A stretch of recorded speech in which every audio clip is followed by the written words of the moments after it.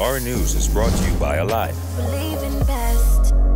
Tonight on Our News, hundreds of New Providence residents can begin receiving free COVID testing on Saturday.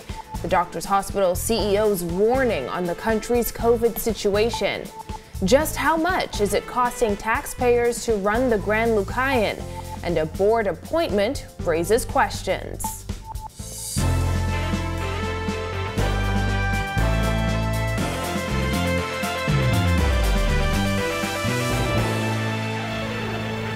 Welcome to Our News, and thanks for joining us. I'm Christina Dragovich. Topping news tonight, the government will begin free COVID-19 testing on New Providence on Saturday. It comes as the country battles a fourth wave of cases. Kyle Joaquin has the story. Here outside, the Melia looks quite peaceful and empty now, but come Saturday, it should look completely different, as this is going to be one of two sites where government is going to have its free COVID-19 testing. Sadly, in this country, a lot of people aren't testing and haven't tested for the past year and a half of this pandemic because they simply can't afford it.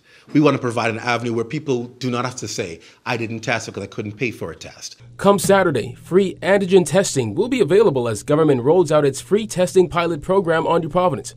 According to OPM Press Secretary Clint Watson, there is a capacity for 400 tests per day, with antigen tests available at the Melia and Kendall Isaacs Gymnasium for those who aren't displaying symptoms.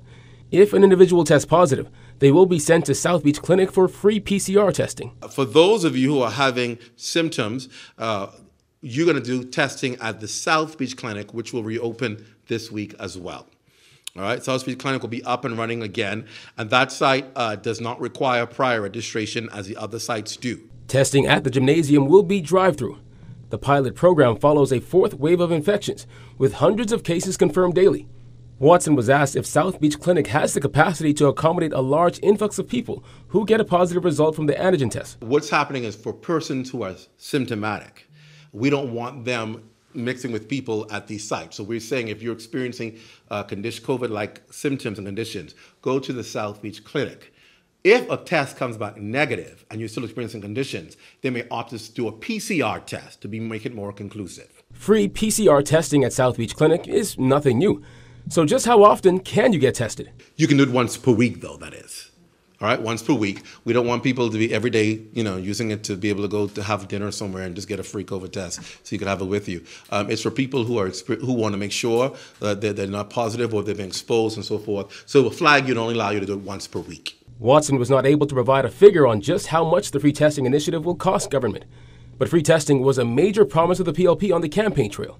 A pilot program was launched on several family islands 2 months ago. This is the first time of this magnitude, and this is why we're very excited about this. It's being undertaken since the start of the pandemic. There's been no free testing program in the country, and so the Davis-Cooper administration is extremely happy to deliver on this promise and to show leadership up front. Registration for testing will be available at covidtest.gov.bs. For Our News, I'm Kyle Joaquin. Well, as the country continues to see record COVID-19 infections, Doctors Hospital CEO Dr. Charles Digges is warning things could get worse in the coming weeks. He revealed a significant number of employees are out of the system due to COVID infection. Bethany McDermott reports. Around 120 Doctors Hospital employees are out of the system due to COVID-19, according to CEO Dr. Charles Digges, who said the hospital has seen a disturbing increase in COVID patients. He warned the COVID situation could get worse. As it ramps up, it is a bigger threat, and I guess it seems a little nuanced. On the one hand, fewer of the greater number of patients require hospitalization. So, that gives you a sense of reassurance. There's a definite advantage, benefit to being vaccinated and boosted.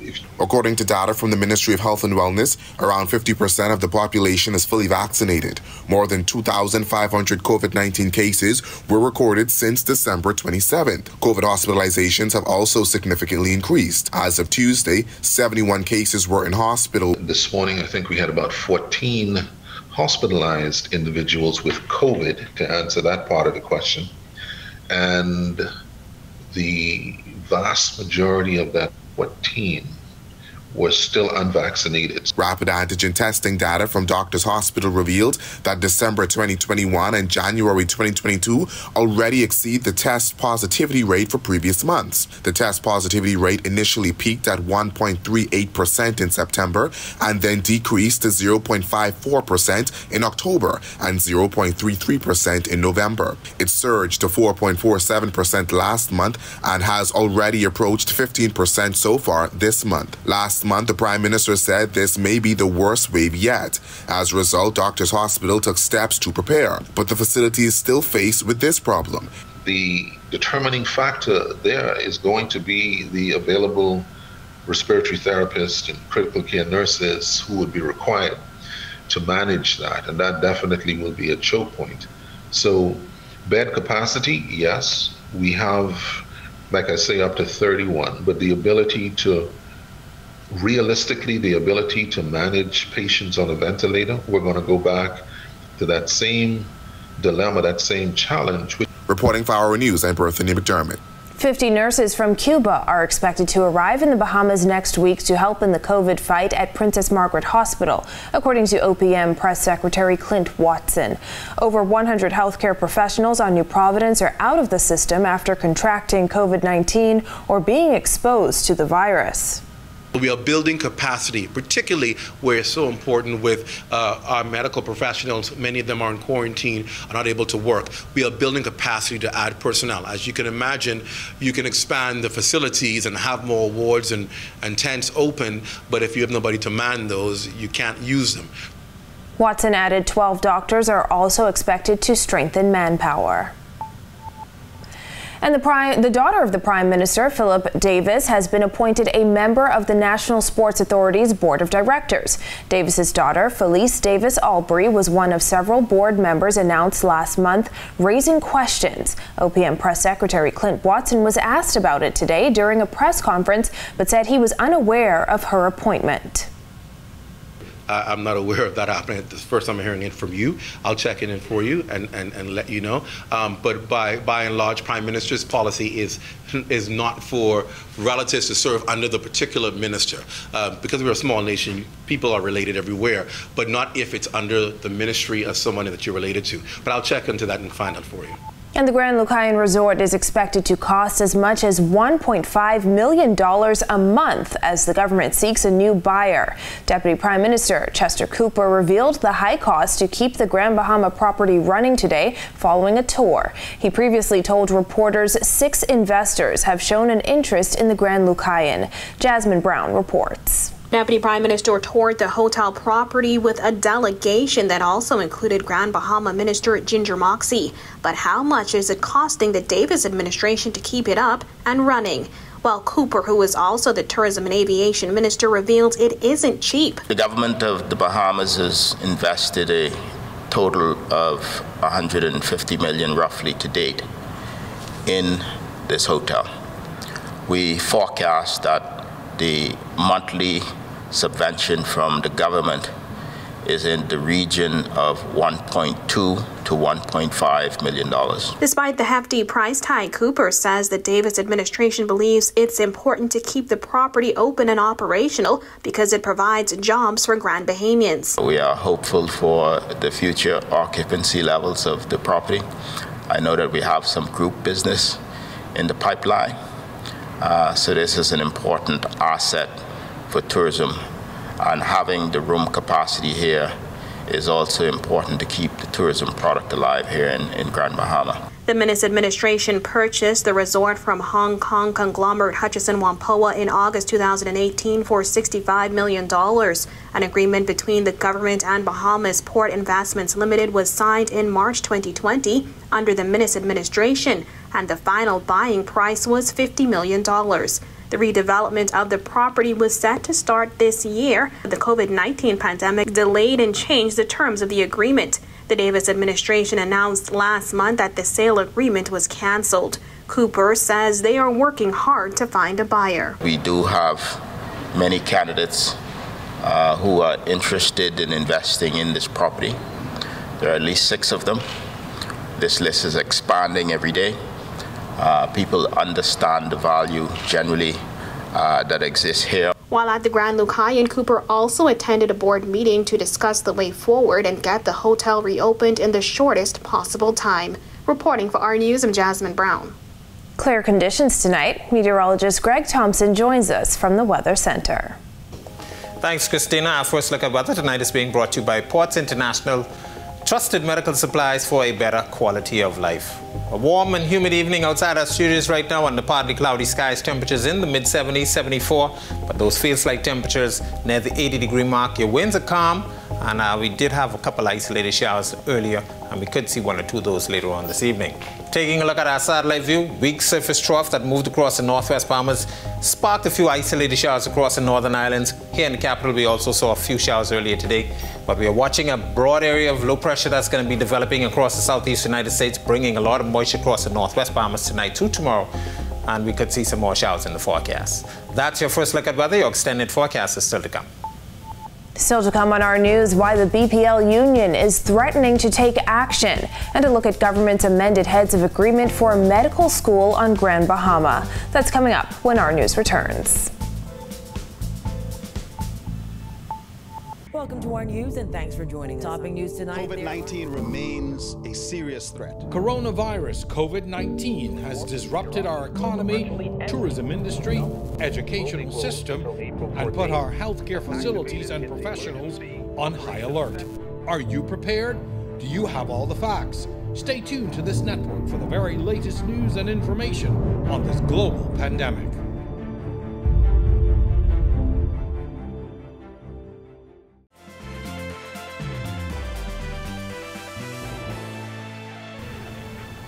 The Bahamas Electrical Workers Union is threatening to take action over alleged unsafe working conditions at the Blue Hill Power Station.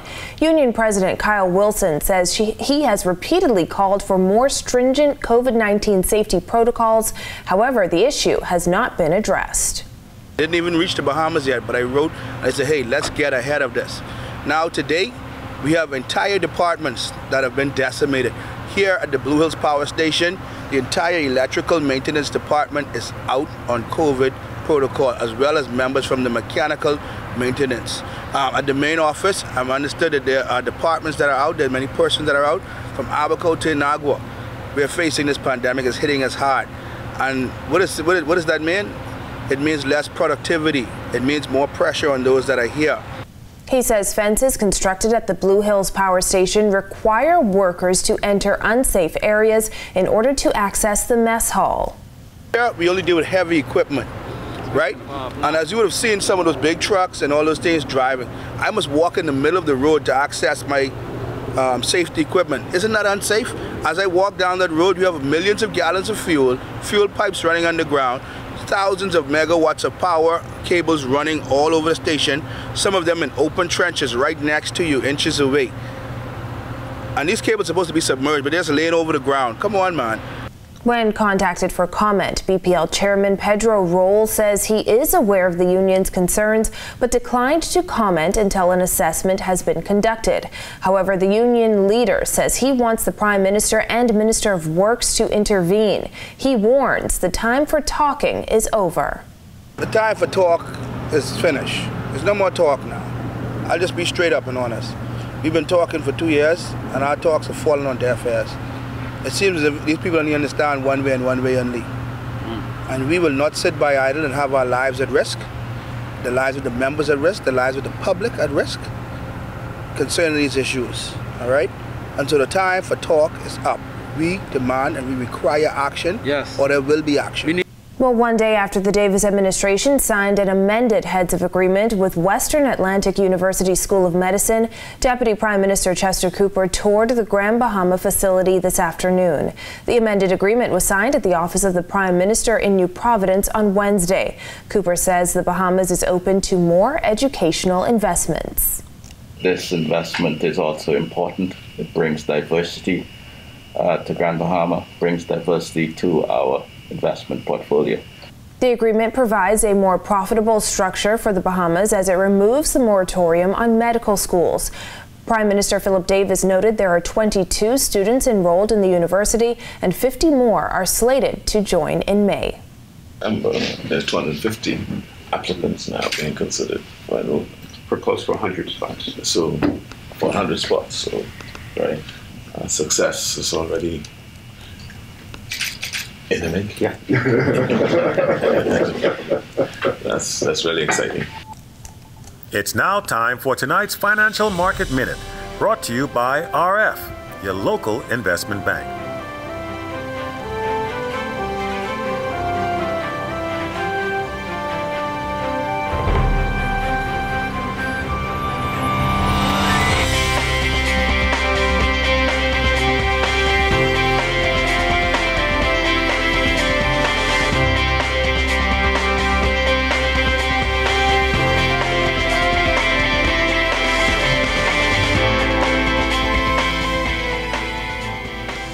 This has been your Financial Market Minute.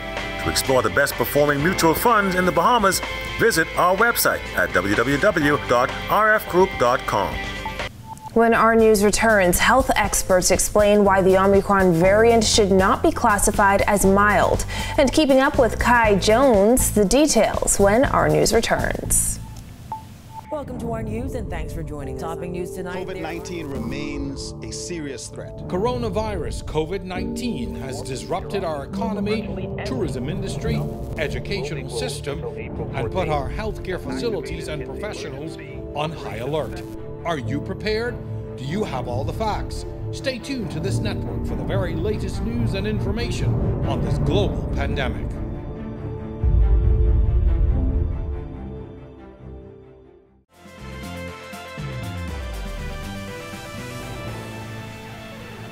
This is our news. Welcome back.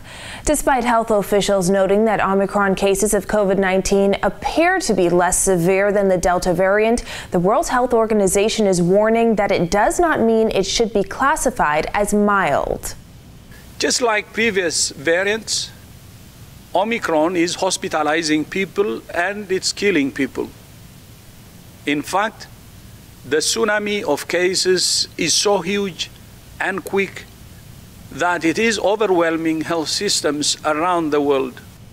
In the WHO weekly press briefing, WHO Director General Dr. Tedros Ghebreyesus said last week the highest number of COVID-19 cases were reported around the world. Here in the Bahamas, that was also true, as approximately 1,500 cases were recorded between last Thursday and Sunday. Alpha, Beta, Delta, Gamma, and Omicron reflect that in part because of low vaccination rates, we have created the perfect conditions for the emergence of virus variants. Well, the third wave of the COVID-19 pandemic brought record number of deaths. The morgue was pushed 3 times beyond its capacity, and restrictions kept many families from burying their loved ones and affording the send-off they wanted for their families. While I'm here, let me get you on this plan. We don't know where death is. We all have to die. We just don't know when, but it's good to be prepared. Gail Adderley is a Bahamian living abroad who says she wants Bahamians with relatives living in the U.S. to be prepared for the unfortunate eventuality of death. We assist families with funeral expenses. And the company is based in Doral, Florida, and we cover Latin America, all the Caribbean islands, and all of the 50 states of the United States. That was a reality during the height of the pandemic when morgues were filled. I know that the morgue is full, especially in a time like this, people losing their jobs and, things is really tough and they can't afford a funeral. That's what we're here for. And this would take away, there's no need to do GoFundMe pages, there's no need to do cookouts, whereas you can just pay $60 a month and get the entire funeral paid off. She says it won't replace insurance, but it can help to give some additional peace of mind. There are a lot of Bahamians here that has U.S. status. Okay, they are the ones that can be the plan holder. Okay, they have to have a U.S. status, U.S. address and a U.S. bank account because the company is based in the United States. Okay, even though they live here, it's good. It's still good. Or you might have Bahamians who live here that doesn't have any type of U.S. status or documents or whatever, but they can contact someone in the United States and ask them to get out a plan and they can be covered. They can come on the plan and they can be covered. They will use us to cover the funeral expenses and they save their life insurance money. Well, Kai Jones making his return to the NBA roster as Buddy Hield and the Kings look to ground the Hawks. Marcellus Hall has the details tonight in sports. Welcome to our sports, everybody. I'm Marcellus Hall. Kai Jones back with the big boys as he returns to the Charlotte Hornets to start 2022 in action as the Hornets taking on Detroit Pistons. Again, this one a lopsided affair, but the key thing was that Kai getting some minutes here, limited, but still nonetheless on the floor. Did manage to play 4 minutes in the ball game. Most importantly for Kai, back with the main league team as they get another victory, 140-111. They destroy the Detroit Pistons. Hornets will be back in action again later on this week. We'll see how Kai does in this next game, seeing if he gets some minutes there. They will take on the defending NBA champions, the Milwaukee Bucks. That game comes your way on Saturday. DeAndre Ayton, in case you're wondering, still out. He's got COVID protocols, has been cleared, but they're giving him some time to get his conditioning back up. He should perhaps play in their next game. Meanwhile, Buddy Hield, boy, he's been seeing a lot of action these days, playing on a back-to-back night as the Kings once again in action. Buddy had 26 points the night before. Didn't quite go quite the way he wanted it to last night, but nonetheless, it is what it is.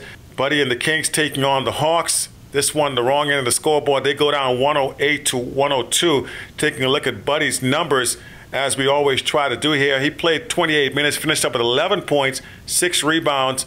11 points, 6 rebounds, and 1 assist on the evening. Didn't shoot too well from the floor, 3 of 8 shooting, and just made 2 of his 5 3-pointers. But his team comes up again, like we said, a little bit short there as they have a couple of days off now. Their next game, in case you're wondering, comes your way tomorrow night when they take on the Denver Nuggets. And that is your look at sports for you here on this Thursday. I'm Marcellus Hall. Back to you. Still ahead, Junkanoo groups hope to return to Bay Street this year. Stay with us. Welcome to our news and thanks for joining us. Topping news tonight. COVID-19 remains a serious threat. Coronavirus COVID-19 has disrupted our economy, tourism industry, educational system, and put our healthcare facilities and professionals on high alert. Are you prepared? Do you have all the facts? Stay tuned to this network for the very latest news and information on this global pandemic.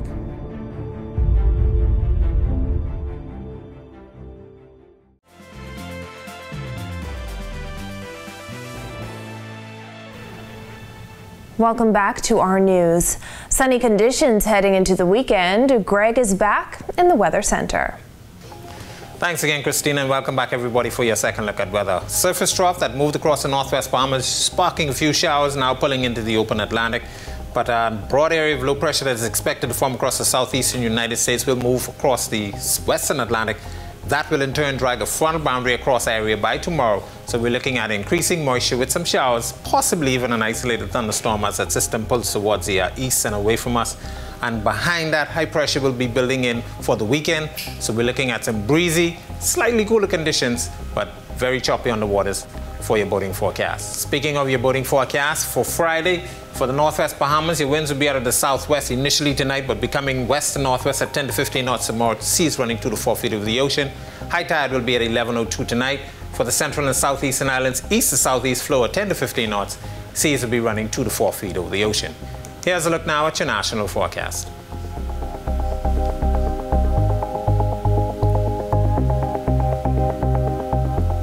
A look now at your extended forecast through Thursday.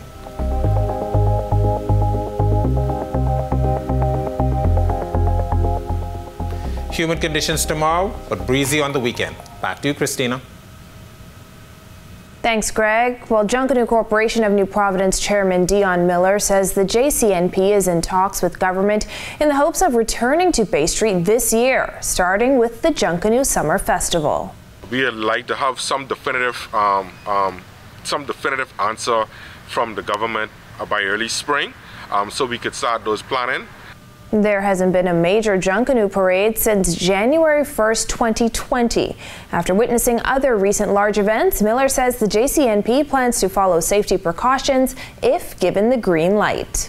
The JCNP has already begun those conversations with officials at the Ministry of Tourism to see how that will pan out, and so we're hopeful. We are a bit nervous now as we see the rise in cases. We're hoping that doesn't force the government to pull back for some of that commitment, but I think it's time for us to go back to bay. We look at sports and we see hundreds of thousands of persons attending football games and basketball games, and we have submitted to our partners in government some of the same plans that these entities put in place, and so we are hopeful that we can do the same. Thank you for joining us for our news tonight. On behalf of the entire team, I'm Christina Dragovich. We'll see you right back here tomorrow night. Have a beautiful evening, Bahamas.